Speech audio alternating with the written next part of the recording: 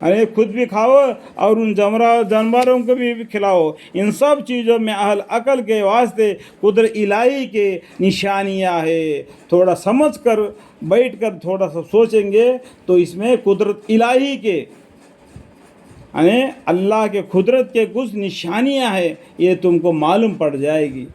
सिर्फ दुनिया दुनिया करके दुनिया के पीछे भागेगा, तुम्हारा नसीब में जितना मिलेगा उतना ही मिलेगा। तुम जितना भी पैर मारो नसीब से ज़्यादा मिलकर तुमको नहीं मिलेगा। अल्लाह को याद करते रहोगे, अल्लाह रिज़्क़ तुम्हारे पास पहुंचा देगा। तुम रिज़्क़ को ढूंढते रहोगे तो अल्लाह से दूर होते जाओगे और रिज़्क़ तुमको मिलेगा नहीं। वो जो इतना मुकर्रर है वो इतना मिलकर रहेगा। तुम अल्लाह को याद करते रहोगे तो अल्लाह ताला रिज़्क़ तुम्हारे नज़दीक कर देगा। समझ में आ गया? अल्लाह ताला हमने तुमको इस ज़मीन से पैदा किया। अल्लाह ताला ने क्या बोलता है, इंसान को किससे पैदा किया? ज़मीन से। मिन्हा खलकनाकुम, और इसी में तुमको बाद मौत ले जाएंगे, मरने के बाद इसी ज़मीन में तुमको गाड़ देगा जाएगा। वफ़ीहा नुईदुकुम, और क़यामत के रोज़ फिर दोबारा इससे हम तुमको निकालेंगे। व मिन्हा नुखरिजुकुम तारतन उखरा, फिर ज़मीन से तुमको उखाड़ देंगे।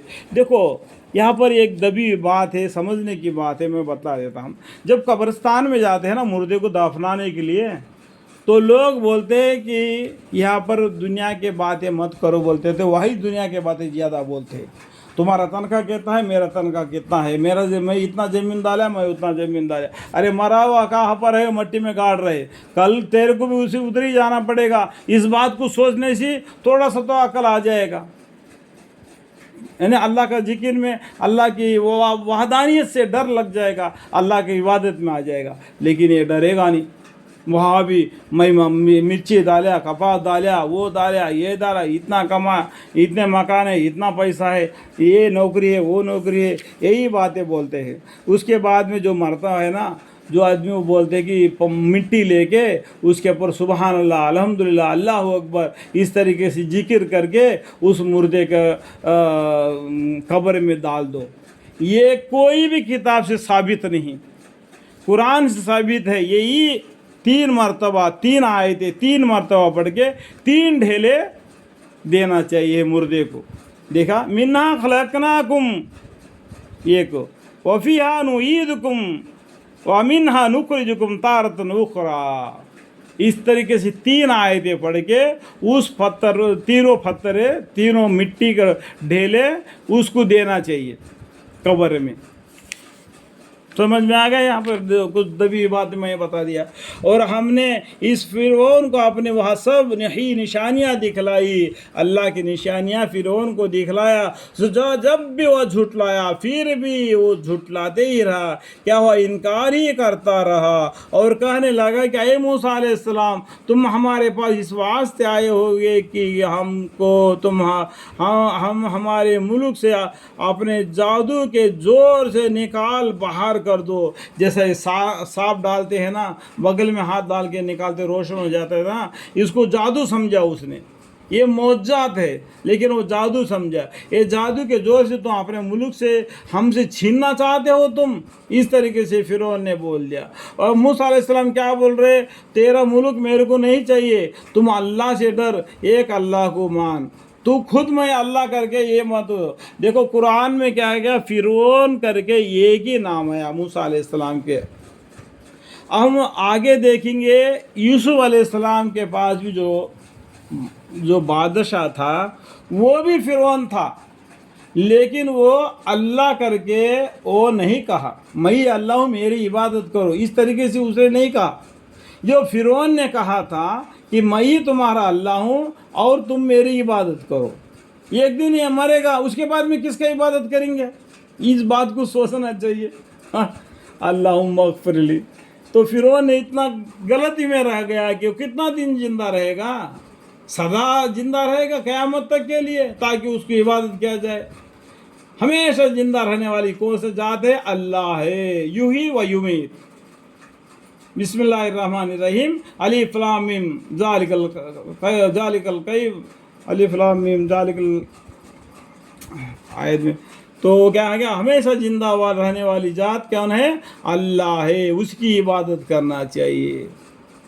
تو باہر کرو سب، ہم بھی تمہارے مقابل میں ایسا ہی جادو لاتے ہیں، ہم بھی جادو لائیں گے تمہارے مقابل میں، تم ہمارے اور اپنے درمیان ایک وعدہ مقرر کر لو جس کو نہ ہم خلاف کرے اور نہ تم خلاف کرو کسی ہموار میدان میں، تاکہ سب دیکھ لے۔ دیکھو پچھلے زمانے میں کیا ہوتا ہے، برس میں ایک مرتبہ ایک میلہ ہوتا ہے، وہاں پر جا کے میلہ میں یہ لوگ سب جمع ہوتے ہیں۔ اس سے پہلے جاتے کہ نا کرنٹو تیگلا نہیں تو کو بڑے بڑے جہاز والے کو، جیسا کہ کونڈویڈی میں وہ پہاڑوں کے پاس جاتے تھے لوگ، اس طریقے سے کہ میلہ ہوتے ہیں کہاں بھی کہ ہر اسٹیٹ میں، ہر ڈسٹرکٹ میں، ہر گاؤں میں ایک برس میں ایک مرتبہ کوئی نہ کوئی ایک میلہ ہوتا ہے۔ ایسا میلے میں ہم اور تم مقابلہ کریں گے، تمہارا جادو زیادہ ہے کیا ہمارا جادو زیادہ ہے، اس طریقے سے۔ تو موسیٰ علیہ السلام نے فرمایا کہ تمہارا مقابلہ کا وعدہ و وقت ہے،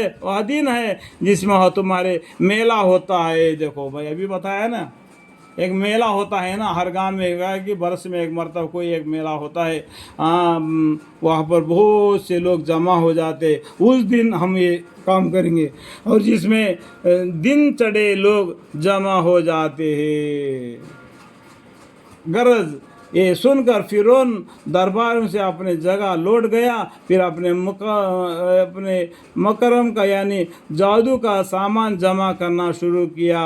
پھر آیا اس وقت موسیٰ علیہ السلام جادوگر لوگوں سے فرمایا، یعنی موسیٰ علیہ السلام نے کیا کیا، جادوگر لوگوں سے بتایا۔ اس سے پہلا کیا گیا، فرعون نے جتنے بھی میرے بادشاہت کے اس میں ہے، جتنے بھی جادوگر ہیں سبھی آ کے آؤ موسیٰ علیہ السلام سے لڑو۔ تو موسیٰ علیہ السلام کے پاس آ گئے، تو موسیٰ علیہ السلام سے انہوں نے کیا فرمایا، اے کم بختی مارو اللہ تعالیٰ کے، اللہ تعالیٰ پر جھوٹ افطرا مت کرو۔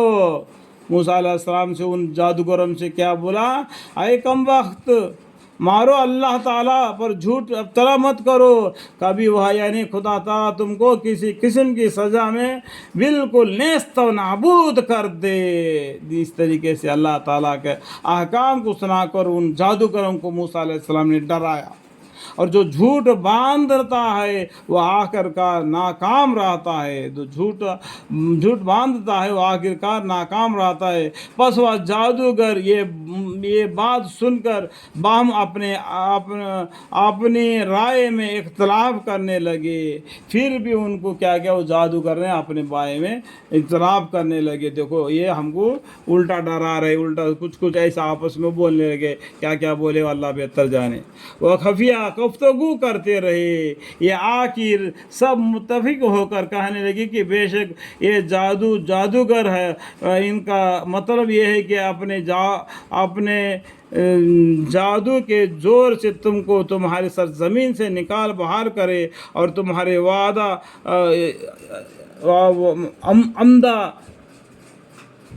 عمدہ تدبیر طریقہ کا دفتری اڑا دے۔ یہ جادوگر کیا بول دیا موسیٰ فرعون کو، یہ جادو کے زور سے ہم کو بھی ڈراتا ہے اور تم کو بھی ڈراتا ہے، ہم سب کو ڈرا کر تمہارا یہ دفتری وہ پکڑ لے، وہی بادشاہت کرے۔ اس طریقے سے وہ دل مانے باتیں کس طریقے سے اڑائے وہ خود وہ اللہ بہتر جانتا ہے۔ سو اب تم مل کر اپنی تدبیر کا انتظام کرو اور صفے آراست کر کے مقابل میں آؤ، اور آج وہی کامیاب ہے جو غالب ہوتا ہے، جو جیتتا ہے وہی کامیاب ہے۔ اس طریقے سے فرعون نے کہہ دیا۔